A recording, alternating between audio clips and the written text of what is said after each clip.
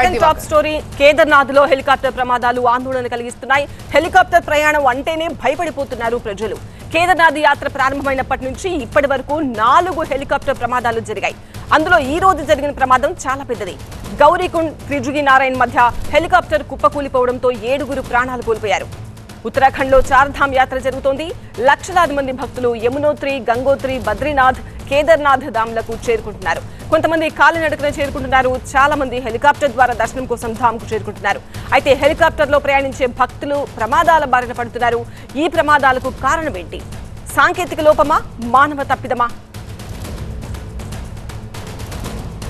ఈ 4 helicopter ప్రమాదాలతో civil aviation కఠినమైన చర్యలు తీసుకుంది. కెస్ట్రల్ ఏవియేషన్ సేవలను తక్షణమే నిషేధించారు. చార్ధామ్ యాత్ర కోసం హెలికాప్టర్ విమానాలను 35% తగ్గించారు. భద్రతా ప్రమాణాలకు అనుగుణంగా ఉండేలా లోడ్, వాతావరణం, ఎత్తు వంటి ఏవియేషన్ గైడ్ లైన్స్ ఖచ్చితంగా పాటించాలని డీజీసీఏ ఆదేశించింది. ఉత్తరాఖండ్ రాష్ట్రంలో వరుసగా జరుగుతున్న హెలికాప్టర్ల ప్రమాదాలపై ముఖ్యమంత్రి పుష్కర్ సింగ్ ధామీ సీరియస్ అయ్యారు. హెలి సర్వీసులపై స్పెషల్ ఆపరేషన్ ప్రొసీజర్ సిద్ధం చేయాలని అధికారులకు ఆదేశించారు. హెలికాప్టర్ల సాంకేతిక స్థితి పూర్తిగా తనిఖీ చేయడం తప్పనిసరి అని, ప్రయాణానికి ముందు ఖచ్చితమైన వాతావరణ సమాచారం తీసుకోవాలని సీఎం ఆదేశించారు. అన్ని సాంకేతిక భద్రతా అంశాల సమీక్ష కోసం నిపుణులతో కమిటీ ఏర్పాటు చేయాలని సూచించారు.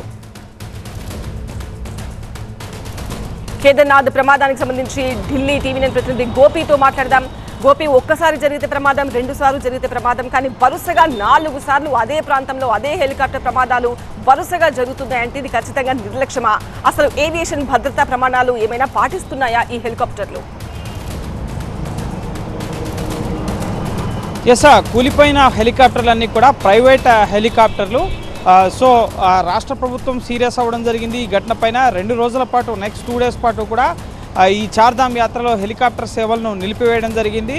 ఖచ్చితమైన భద్రత అలాగే తనిఖీలు చేసిన తర్వాతనే ఈ హెలికాప్టర్ సేవలు తిరిగి అందుబాటులోకి వస్తాయి. అలాగే డీజీసీఏ కూడా ఈ హెలికాప్టర్ సేవలను తగ్గించడం జరిగింది. అనుభవజ్ఞులైన పైలట్లు లేకపోవడం, అలాగే సాంకేతిక సమస్యలు, ముఖ్యంగా వెదర్ సహకరించకపోవడంతోనే ఈ వరుస హెలికాప్టర్ ప్రమాదాలు చోటు చేసుకున్నాయి. గడిచిన 40 రోజుల్లో 4 హెలికాప్టర్ ప్రమాదాల్లో సుమారు 15 మంది వరకు కూడా చనిపోయారు. ఈరోజు ఉదయం 5:15 ఇటు కేదార్నాథ్ నుంచి గుప్తకాశీకి వెళ్తున్న హెలికాప్టర్ గౌరీకుండ్ ప్రాంతంలో కూలిపోవడం జరిగింది. 7 ఇటు ఉత్తరాఖండ్, ఉత్తరప్రదేశ్, మహారాష్ట్ర, గుజరాత్ రాష్ట్రాలకు సంబంధించిన ప్రయాణికులు అలాగే పైలట్ చనిపోవడం జరిగింది. సో రాష్ట్ర ప్రభుత్వం ఇటు అనుభవజ్ఞులైన పైలట్లనే ఈ హిమాలయన్ టెరైన్లో ఎత్తైన కొండ ప్రాంతాలు ఉంటాయి, మంచు దట్టంగా అలుముకుంటూ ఉంటుంది, ప్రతికూల వాతావరణ పరిస్థితులు ఉంటాయి. సో అనుభవజ్ఞులైన డీజీసీఏ అనుమతి పొందిన, అలాగే ఎయిర్పోర్ట్ అథారిటీ ఆఫ్ ఇండియాకి సంబంధించి అన్ని అనుమతులు ఉన్న హెలికాప్టర్ సంస్థలు ఇటు అనుభవజ్ఞులైన పైలట్లనే ఇటు ఈ చార్ధామ్కి సంబంధించి హెలికాప్టర్లో ఎవరైతే పైలట్లుగా ఉంటారో వారినే నియమించాలి అని చెప్పి పుష్కర్ సింగ్ ధామీ కూడా స్పష్టం చేయడం జరిగింది. ఈరోజు ఉన్నతాధికారులతో ఆయన ఒక ఉన్నత స్థాయి సమీక్షా సమావేశం నిర్వహించారు. ఇటు ఉత్తరాఖండ్ చీఫ్ సెక్రటరీతో పాటుగా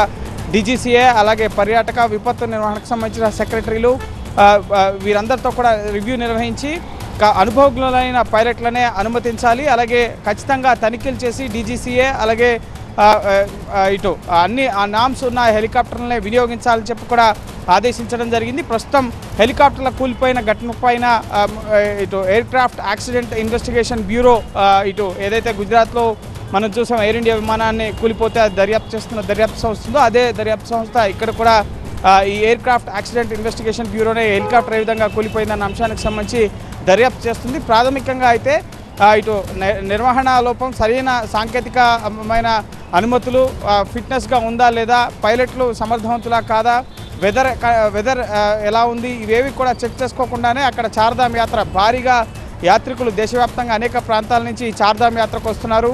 మే 2వ తేదీన యాత్ర ప్రారంభమైంది. ఇటు కేదార్నాథ్, బద్రీనాథ్, గంగోత్రి, యమునోత్రి. సో వేలాదిగా ప్రతిరోజు కూడా భక్తులు వస్తుండడంతో ఇటు ఆర్థిక స్థాయి బాగున్న వాళ్ళు, కొంత